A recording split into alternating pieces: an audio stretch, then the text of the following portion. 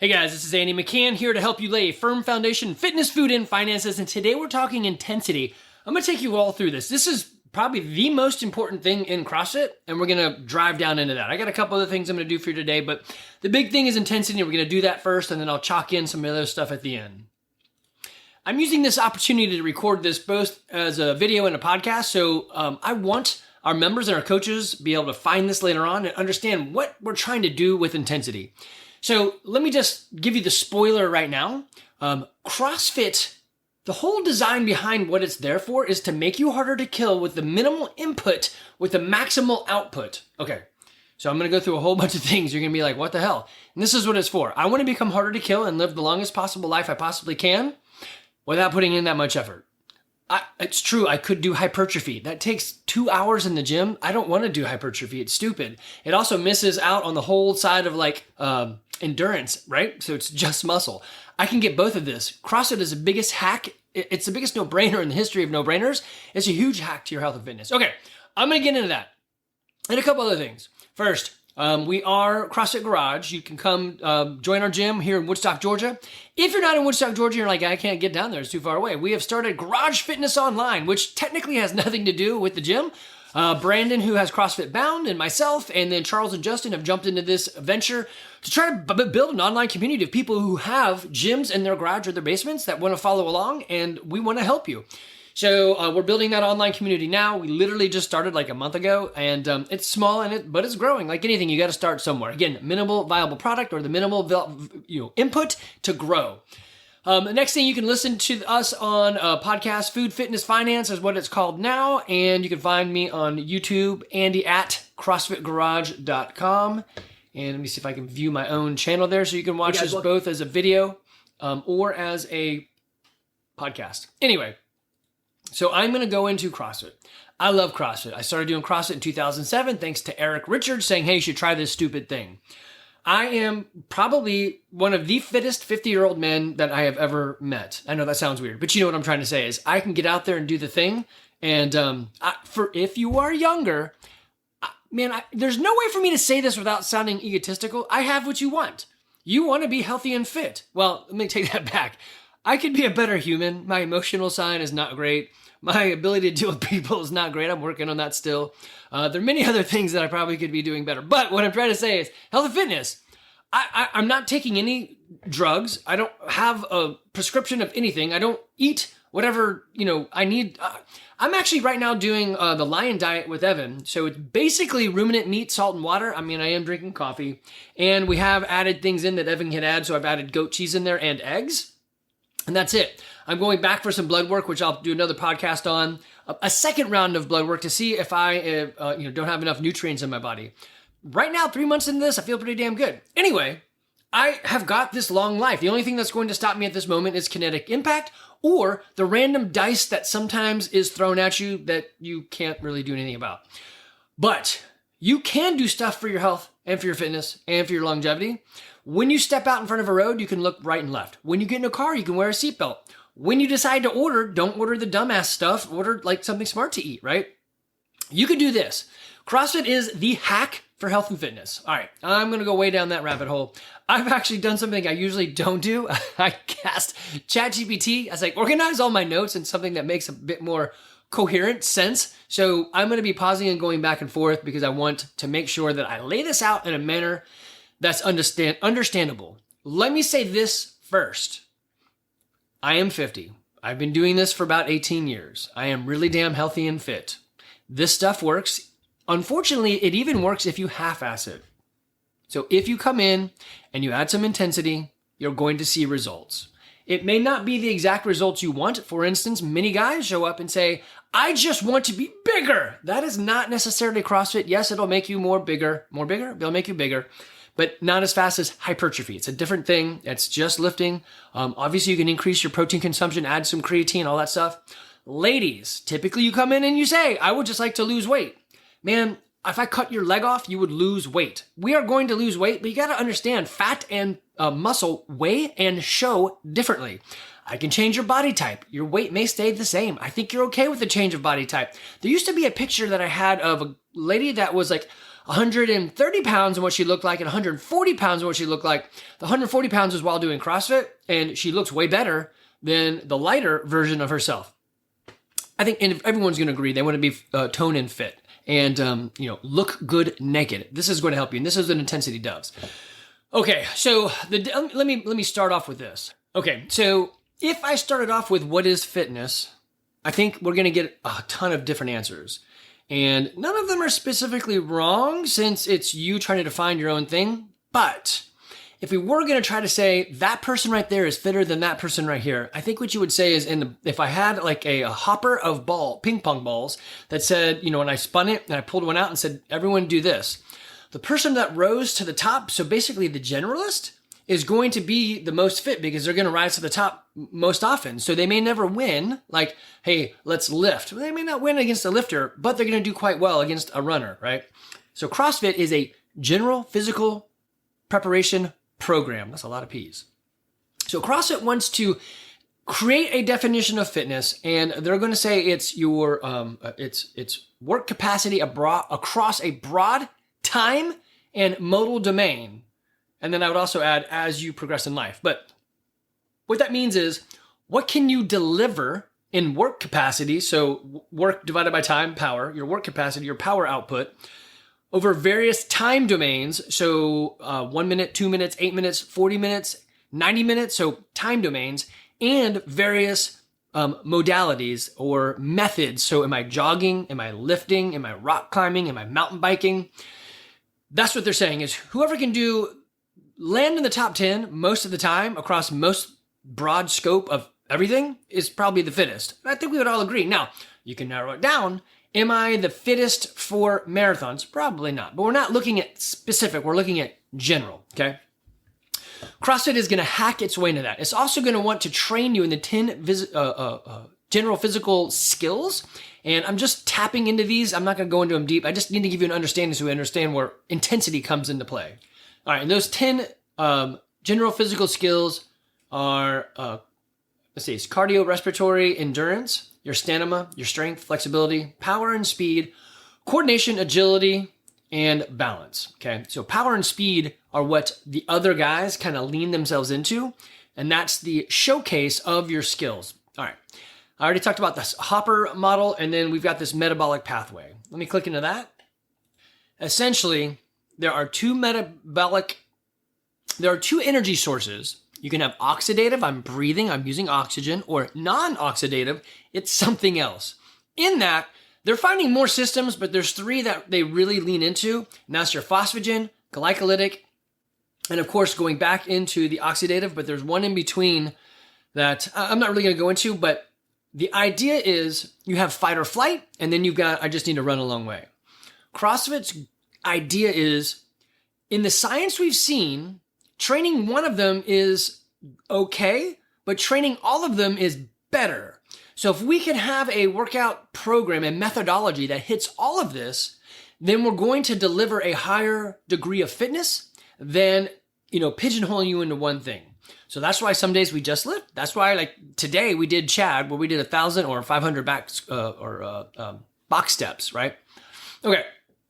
They're also trying to say that, hey, if we can create better I hit pause on that for some reason, better fitness inside of you, then we're going to use fitness as a hedge against sickness. So we have to pass through wellness. I'm going to show you this. I know I've talked about it before, but let me cue it up. Well, it's not the best picture. It's just the diagram. But anyway, so if you imagine a rainbow, and on the left side, you got sickness. On the right side, you have fitness. And at the very top, you have wellness.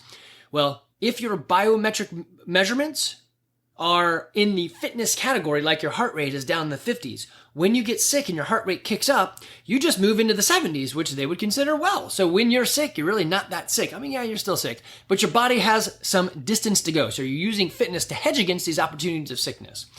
Okay, what does this have to do with intensity? CrossFit defines its program or its methodology as, like I said already, fitness is defined as work capacity across broad modal and time domains. But the methodology, like what we're trying to do inside of CrossFit, is constantly varied functional movements executed at high intensity. I'm going to put a comma in there, sometimes. You can't send it every day. So just realize I'm not saying come in there and burn down the house every day. What I am saying is you should follow the intended stimulus, which we copy and paste into the workout for you, because that's telling you what intensity they're trying to get at. Intensity doesn't always have to mean fast. It might mean heavy. And I totally get some days are not sin days. There's probably 1 to 2 days a week that I'm really pushing hard. And sometimes it's into things that I don't actually even like because I know I should. All right.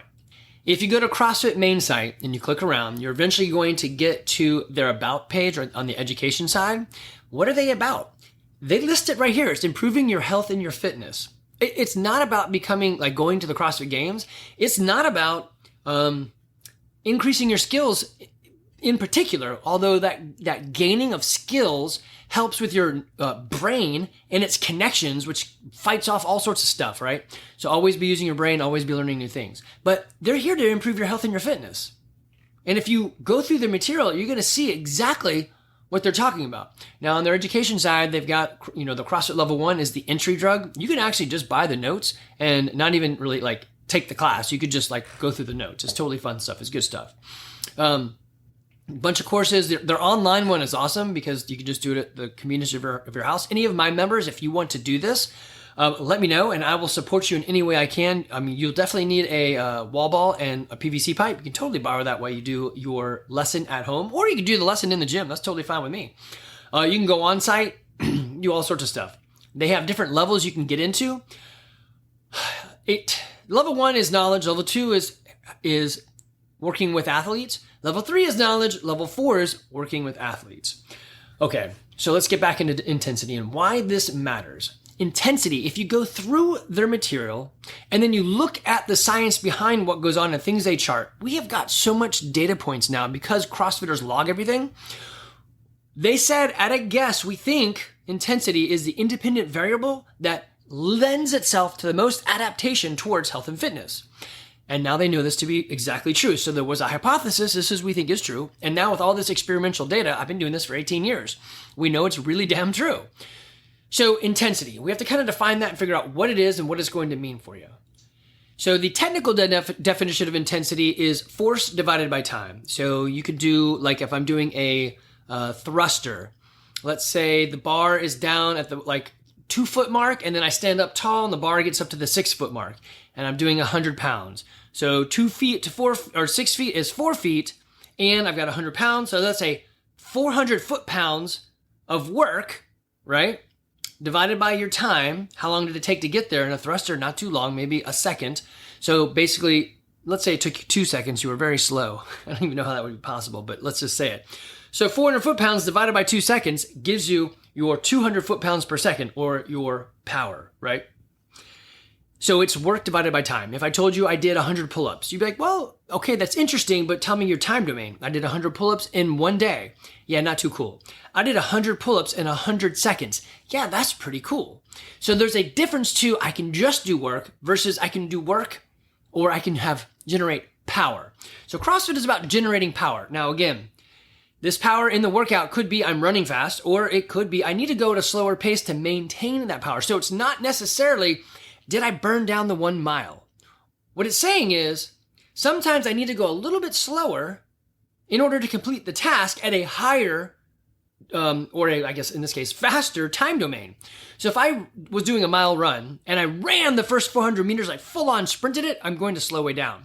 But if I did the first 400 meters in a way that I could maintain, towards that ultimate maximum, and I was able to do the other 400 meters that way, I would get a better time than if I sprinted out of the gate. So part of this intensity is actually understanding how to spread it through time. If the workout is only supposed to be 2 minutes long, you better bet I'm sprinting my ass off, right? I'm really going hard at it. If the workout's time domain is 20 minutes, I can't sprint like that. There's just no way to maintain it. So then the idea is, how do I maintain over time? Unless it's something like a Tabata, where I'm doing 20 seconds on and 10 seconds off. So you really have to dive down into what is it that they're asking for, the intended stimulus, which is why we put it there. Sometimes people just want to go RX, and that is not what we're looking for. We do not want to just go RX because the weight or the movement may be outside your wheelhouse. And then you're changing dramatically what's supposed to go on. So let's say, for example, we're doing a 135-pound squat snatch. That's pretty dang close to my maximum. I can't do 30 of those at any reasonable time frame, right? And they're going to say something like, hey, let's pick a moderate to light weight, 135 pounds. That means I automatically know I need to shift down the weight to be light to moderate, right? So pounds and weight don't care, nor do distances care what you think. A mile is a mile, 400 meters is 400 meters. But if they're saying, hey, in this run, it should take you 2 minutes, and you're like, man, my 400 meters takes me 4 minutes. Well, then you should be doing 200 meters in order to hit that same stimulus. And now you're trying to think, well, wait a minute. If I'm not used to running 400 meters, shouldn't I run 400 meters to get that practice? Sure, but not in this workout. They're saying if you push with some intensity, your ability to run that 400 meters goes up much faster than if you just tried to jog or walk 400 meters, right? So intensity leads to the change that you want. If I'm able to do a thruster at 65 pounds, 21 reps, no problem, I'm going to get closer to doing 95 pounds much faster than if I did 95 pounds slowly, okay? So intensity, this power output, is what drives you there. Now, the thing that kind of makes me laugh sometimes is that when some of our members, when you guys get into this and you're like, hey, Andy, I just read it up and I'm taking the level 1 or whatever, and it's talking about intensity. I don't feel like we talk about it that much. And I'm like, well, I have a podcast, a YouTube channel, and I put it on the notes. And so the answer is yes, we do, but you don't notice it until you need to notice it. So no, you don't notice the yellow minivans until someone says, hey, go look for yellow minivans. And then you start noticing them all over the place. Although I don't think there's any yellow minivans, but you know what I mean? It only becomes important to you when it becomes important to you. Okay, this is why we put the intended stimulus into the workout so that you guys can see it. The coach usually, we used to just say it. And then people were like, well, it doesn't make any sense. And then I started writing it up there or copy and pasting it in. And many of you were like, I see what you're saying. You're not saying do, I don't know, the workout at 225 pounds over my head, RX. You're saying pick a heavy weight that I could struggle with, but I could do in 2 reps. I'm like, yes. I'm like, okay, well, the weight has to change. It has to come down. I'm like, right. Now you're hitting the intended stimulus. So intensity differs for everybody. And what I would say is if there was a tired-o-meter or intensity-o-meter, if I moved it onto you, it would register an 8 out of 10 when we do the workout and you're moving with intensity. I fully know today was not an 8 out of 10. It was just stepping up on boxes. Now, comparatively, other people would be like, dang, Andy, you finished that in under 25 minutes, 500 box steps, just body weight. That's pretty intense. Well, I don't know. I probably could have gone a little bit faster right at the end. I was thinking, yeah, I probably picked this up a little bit. But I didn't know because it's a 24-minute workout and I have not done that many box steps together. So I had to kind of gauge it. So intensity is relative to your experience as well as your journey on this road of life. So a 70-year-old is going to have a much different intensity than a 17-year-old. Okay. I'm going to try to read these off. So, I'm horrible at reading, but I think it's important. Why intensity matters, especially in CrossFit. CrossFit is betting everything on the fact that I can get you fitter faster and healthier faster if I rely and move into the idea of intensity more often. Not 0 and not 100%, but more often. So, on adaptation, intensity drives adaptation. By pushing harder, the body responds by getting fitter, faster, and stronger. So, in another podcast we said, Brandon said it, your body responds to the stimulus or the challenge you put it under. That's true.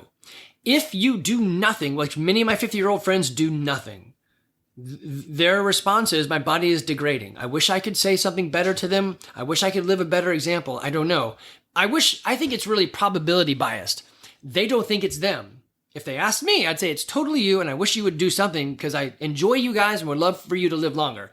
Statistically, your birth year people, half of them are dead before they turn 76. Which half? Well, it's probably the ones that are not looking left and right to cross the street. Yes, I get it. Kinetic impact and the random roll of the dice could do something, but if you're not doing anything, then you're the one that's dying before 76. It's not rocket science. Do nothing, die early. Do something, hedge your bets, and potentially live longer, right? Okay, next thing. I'm going to butcher the word. Efficiency or efficacy, right? Intense workouts yield better results in a shorter amount of time, which is the value for the people with busy schedules, right? So if, like me, you're like the minimal dosing for the maximal result, that's intensity. That's why the classes are only an hour. Like today, we probably should like just start the warm up with start box stepping because that's your warm up. But many times we have to like get you going, get you warm, get the body parts and stuff, teach you something and then let you roll. But everything is supposed to be short and fast. Before, like back in 2008, when we didn't really have an idea of what we were doing and sort of really making it up as we went, it was pretty much, here's the warm up, it's always the same, 3, 2, 1, go. That was not very smart of us, but that's what we did. And we were done with the gym in 30 minutes. It's possible to do that. Of course, I like the community. And I know that if I have a community, I'm more apt to go in and do a thing than if I don't. So I think community is part of it. Okay, mental resilience. High intense workouts build a mental toughness, pushing people to expand their comfort zone. And that's true.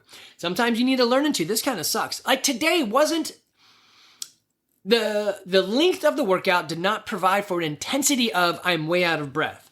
It provided for an intensity on the individual step, especially as you kept going, and this mental resilience. You had to like live in the suck and be like, why am I doing this? It's better for me. Let's do this thing, right? You have to lean into it. I think people who have a high degree of mental resilience or toughness can get through more things. There's a challenging time at the office. I think you can make it through it. There's a challenging time at home. I think you can make it through it. I think CrossFit, I think many children should do CrossFit. So they should do difficult things to ratchet up their ability to handle the more mundane things.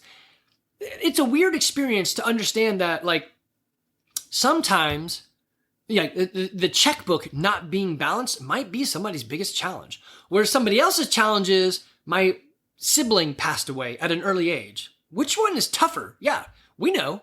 But if the individual hasn't experienced that, then they're not going to understand that I guess mathematically, or, outside the box, they can say that, yes, that's tougher. But your body is only built for the checkbook. Your body or your mind isn't built for the other thing. So CrossFit helps put in some mental resilience. I think you do have to learn to live with this sucks, but this too will pass. I will get through it. Okay. Long-term health. Studies and CrossFit's own research, which I should almost never rely on someone's own research, but we do have a lot of data points all over the place, shows that intense workouts improve cardiovascular health, metabolic function, muscle endurance, all leading to a healthier lifestyle. Now, we didn't get into food, but yes, I would love to adjust your food. All right, let me pause on that one. All right, so Andy, should I just jump into the workout and be super intense without even knowing what I'm doing? No. Anybody brand new or anybody coming back from vacation, you need to work on that mechanics first and then consistency with that ability before moving with intensity. So first work on the clean and jerk, then work the clean and jerk with the weight you want to use. Once you've mastered that, then you could probably move with intensity. Obviously, mastering a weight doesn't mean I just PR'd it, so I should move that weight with intensity. Mastering a weight means you're mechanically sound, and if I drop the weight, then I can move with intensity.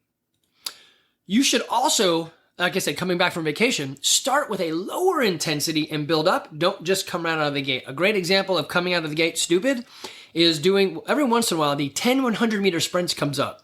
We don't really sprint all that much, but at 100 meters, you're supposed to sprint it. Man, that one pulls more hamstrings than any other workout. It creates more injuries than any other workout. Is it the workout? No, it's just because we don't pop like that. We don't run explosively like that. What I would do is days before be practicing 50% runs or sprints, 60%, 70%, 80%, and the day of a massive amount of warming up. Some such that like maybe the first 5 sprints aren't even really fully engaged yet, right? Because I would want to be totally warmed up. You need to get there slowly. And at 18 years, I understand, even for myself, if I go on vacation, the first week back, it's still development. I'm still getting back into the routine. On to the next subject is intensity versus volume. Another way it could be said, quality over quantity. This is a long-standing argument. Hypertrophy says I should have more volume. Many CrossFitters or long-distance people, let's go with that first. Long-distance people say we need way more volume to create adaptation. It's simply not true. And we don't need to lift more weights. Yes, it is true. If you run more, you'll develop a running ability faster, sure, but you're going to lose strength. If you go in for strength more, you're going to lose the other side, that endurance. Those two typically don't go together. CrossFit, cross fitness, is trying to bridge those gaps. So we're going for intensity. Think of a sprinter, an Olympic sprinter. What do they look like? Let me pull one up actually. Well, the picture's not completely clear, but if you go and Google Olympic sprinter and look at them, this is it. This is beautiful. This is what we want. Now, if I pull up strongman or ultra runner, let me pull those up. Well, I can't get the pictures I want to come up without getting hit with fees or fines for using non-free pictures, but go look them up yourself. Here's a picture of a lady. She's very defined. She's got little stringy muscles, but there's not much to her. So I don't know many people that want to look specifically like that. And then the picture of the strongmen, I was looking for the guys that are like for real, that are in the competitions, and they're hard. Oh, there's one on the top left. They have a hard time with just normal mobility, right? I don't think many of us really want that either. So there is something we're looking for. What is it? CrossFit says it's that cross between strength and endurance, and that's what we're trying to pick up. So then the idea between intensity and volume is I am exchanging what volume will get me in one domain, strength or endurance, for what intensity it will get me faster in both domains. So intensity is the independent variable associated with most adaptations to health and fitness. So we want to go with intensity all the time? No, I can't stress that enough. It is not like make yourself barf. That is not it. Like an 8 out of 10 on the intensity meter is fine.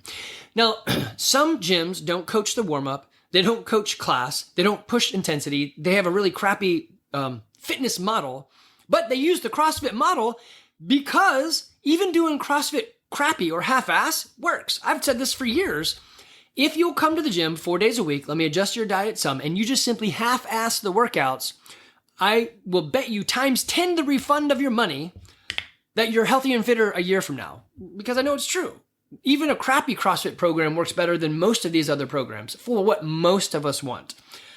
All right, then something comes up with safety and it's not safe to go intense all the time, right? I would agree with that. You just literally can't. So you're going to have a reduction in your ability to drive intensity, right? So for me, usually Wednesday is a slow day, and either like a Tuesday or a Friday are the days that I try to like bring some heat, especially if it's something that doesn't involve like a pain point of mine. Like I'm not great at box jumps. I'll do box steps, but by the nature of them, they're just not as intense as a jump.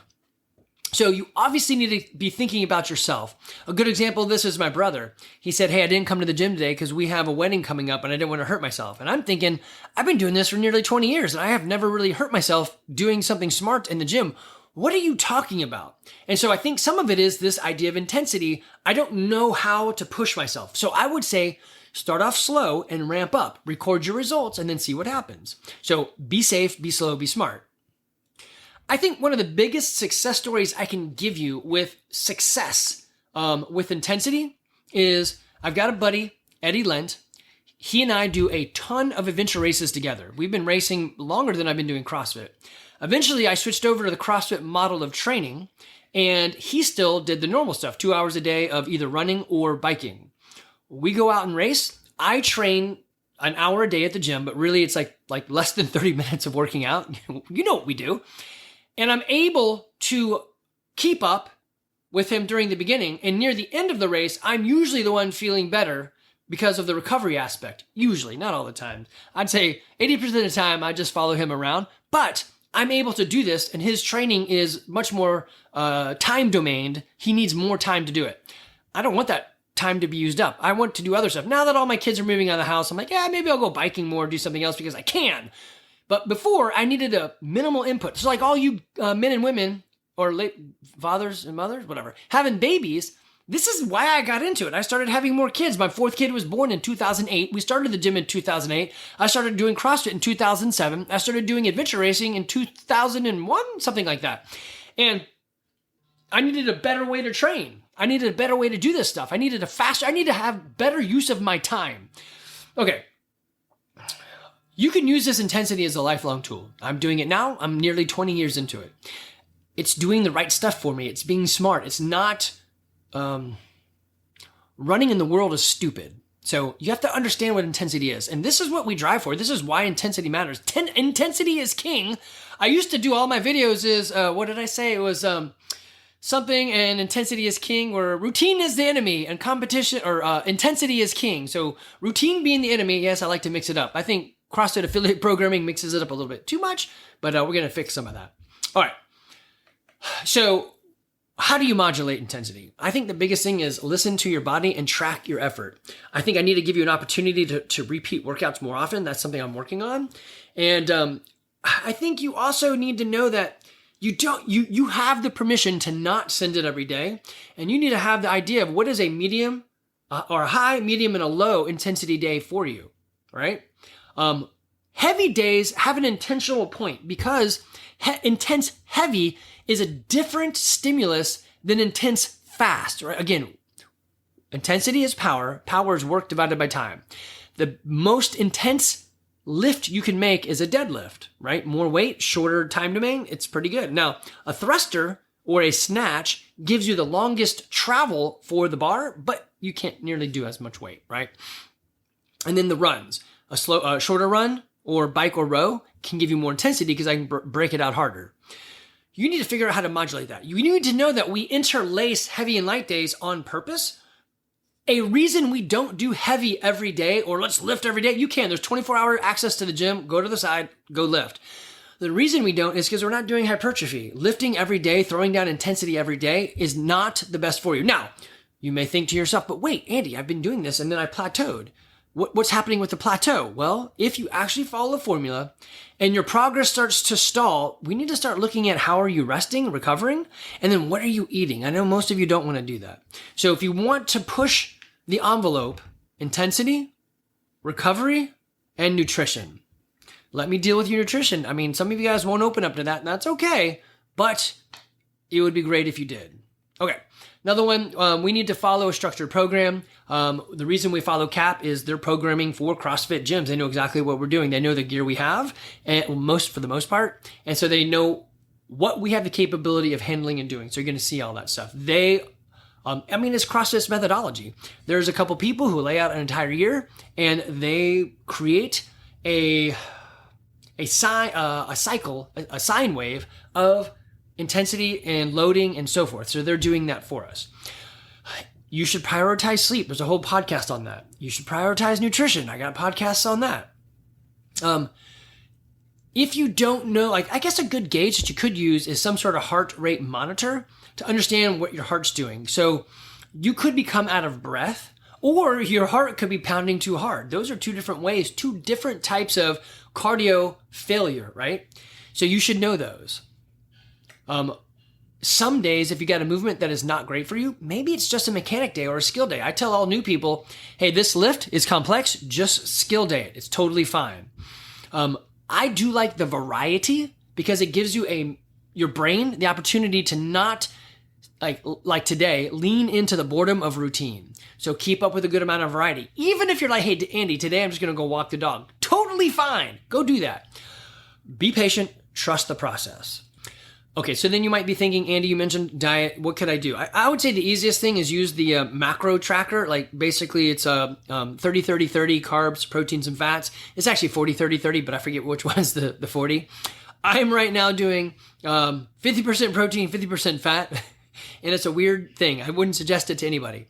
There is the zone diet. There is, tracking your macros. We've got programs you can work with us. We've got several coaches now that do nutrition. We've got a company we can work with. We can help you. I will work with anybody. If you track for 2 weeks and then let us go over that, I will work for you for free for a bit. Not many people take me up on that because you guys don't want to track, but you really should affect some of your meals, right?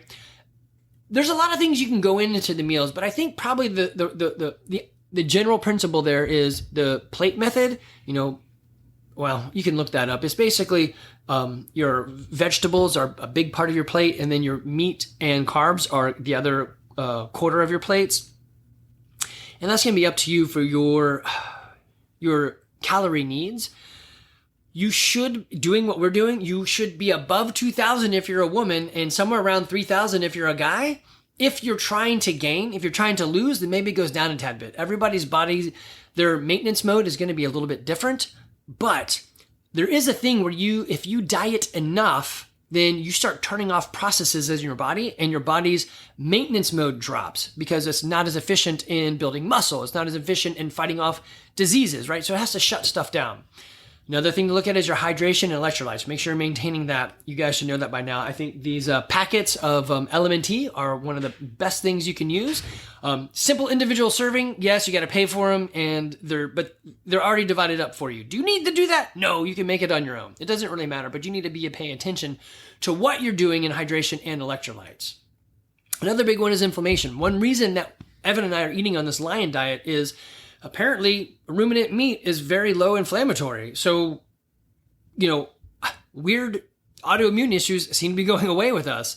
And it's very not inflammatory. Another good way to fix on that is, hitting fish oil or like omega-3s or anything like that to reduce that. You can do, I think it's like different berry juices or leafy greens or stuff, do a blending and drink it. I'm not a huge fan of supplements, but that's a place where I would to make sure you're getting enough if you're feeling super inflamed. You could do a recovery like up front with MyoFit or any other massage. That's a great intentional recovery device, right? I think you also need to be smart about what are your actual goals. It's not uncommon, but it's super weird when people are like, I want to both gain muscle, lose weight, be faster at the 10K, but also be stronger in my deadlift, and I'm like, okay, we can kind of do that. CrossFit does work, but they're like, I don't want to adjust my eating at all, and I don't want to actually have to like intentionally do any recovery. I'm like, all right, well, I don't know. I mean, yes, it can work. It's just going to take more time. The more things of these you layer in, the more time you cut out. I think embracing the idea of nutrition as a lifestyle is really a good way to go to here. So I'm going to pause you, look through some of my notes, see if I missed anything. Hopefully I'm giving you an idea of why intensity matters. And intensity is different for everybody. And intensity grows over time. A brand new person's intensity could look pretty damn slow, but later on, it grows to be super fast because they become more fit. All right, I challenge you guys to go look up intensity and see what it is for yourself. This will be my intensity podcast that I'll give a clever name, and it'll sit there forever for you guys to understand we should be delivering some intensity. Not every day, but a lot of days. We should move towards that. At least two of the 5 days I'm going to the gym. If I'm only going in 3 days a week, then on one of the days, there should be a day where we're really pushing that intensity. If you're not sure, don't understand, just give me a call, give me a text. I'm happy to talk about it. Happy to work with you in class. I'm coaching all over the place as coaches come in, they go for various reasons, or the holidays, or I'm going on mission trips or whatever. So you'll find me somewhere. If you need me specifically, let me know. But all the other coaches, they've been through the same material that I've been through, and they understand this stuff. You can ask them. Some members in the gym have actually got their level 1. They're not interested in coaching, but they know this material too. You can also buy it from CrossFit.com, and you can go through the material. What I'll do next is, actually, you know what? I'll just do it right here. What I would do in a workout to create intensity. So let me pull that up.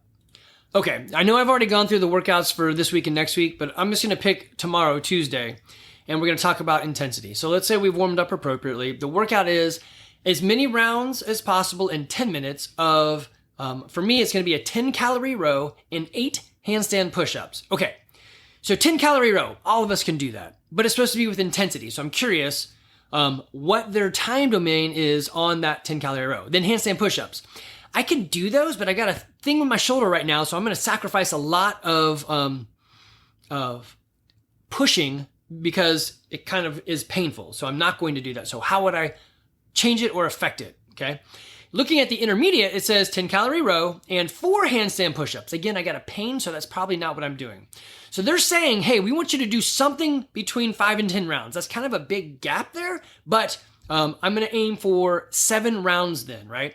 The rows should take less than 50 seconds. Like, okay, cool. They've given me a time domain. Can I pull 10 calories in 50 seconds? The answer I think is yes, but hopefully in the warm-up, I'd give a practice, or maybe I'm going to do a mini round or something where I've got some time behind me. So can I do, I think the answer is yes, but can I do, from the beginning, am I like 40 seconds for 10 calories? Because I'm going to fall off the wagon, right? And then they're saying, can you do the handstand push-ups in 1 to 2 sets? At 8, no, because of the collar. Typically, the answer would be maybe, which means I'm gonna need to drop it down to the 4 handstand push-ups. Yes, I can do 4 in 1 to 2 sets. So now I'm adjusting like the needs and the demands. So I think I can do the 10 calorie row in 40 seconds, which means I'm going to slow down over time. Totally fine. Because they're saying do it less than 50 seconds, right? So 50 seconds is a higher domain. Now, if I didn't care about clicking RX or one of these buttons, what I would actually do then is say, I'm going to row for 45 seconds. If I hit 10 calories first, great, I'm done. If I hit 45 seconds and I'm not at 10 calories, I'm going to get off the rower and go do something else, okay? But I'm going to be pushing with intensity. I just don't want to go past the point, right? And then the handstand push-ups. I would probably change those to either seated dumbbell presses because pressing up doesn't seem to hurt, but catching a weight or being upside down in that shoulder position, it does hurt. And so bringing the weight down actually hurts as well. So that might be an issue. I might have to do something different. Maybe it's just a push-up, an all tricep push-up. Totally fine. What would I probably do? Would I do 8?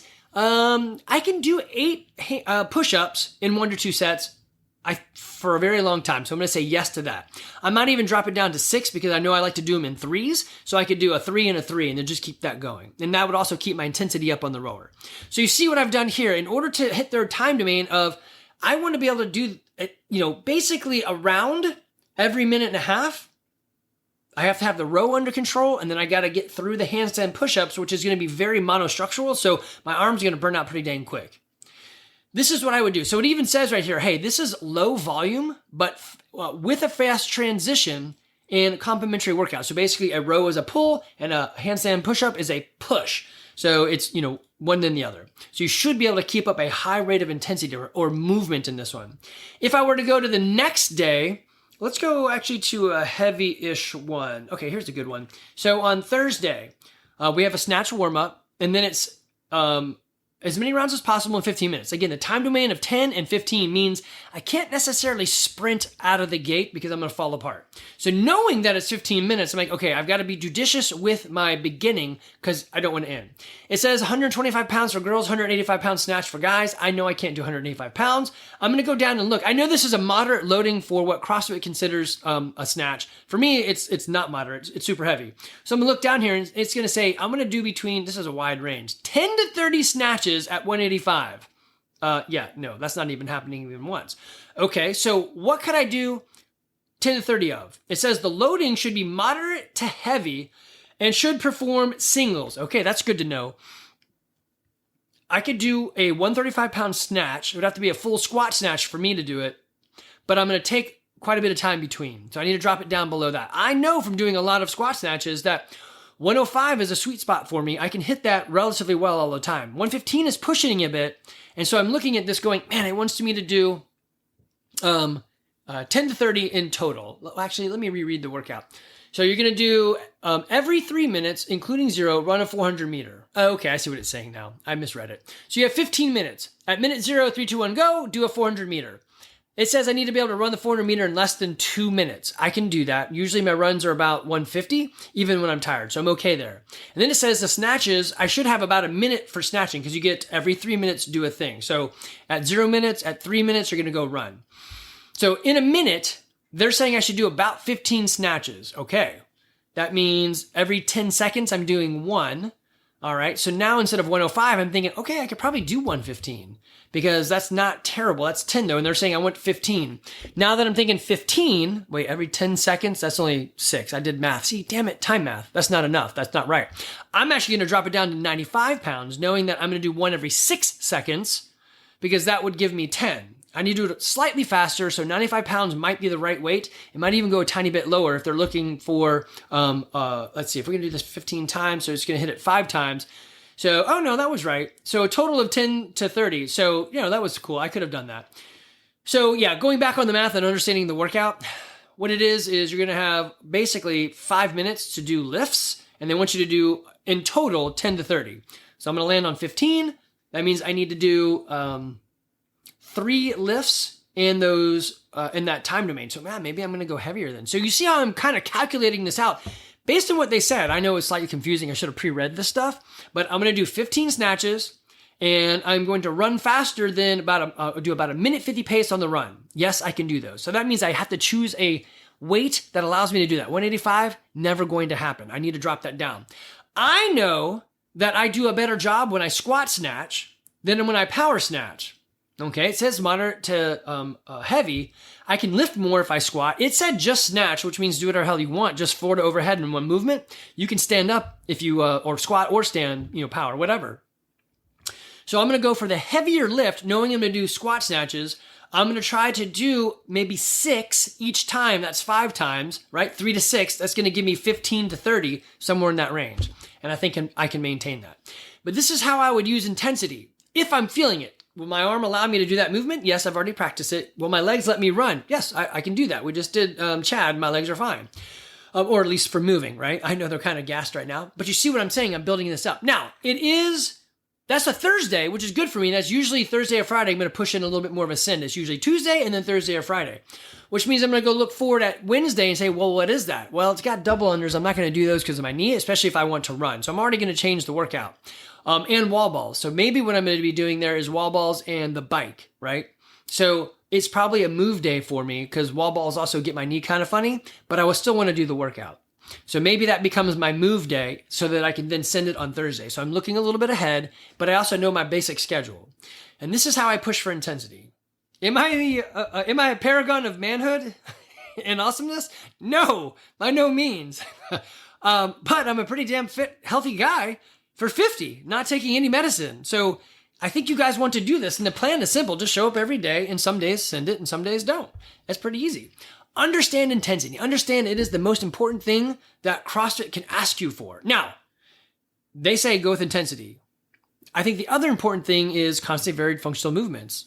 How important? I think you could probably do well like a sprinter where you're just sprinting with intensity, though it's not varied. So you're going to get very domained in what you do and you might develop weirdly.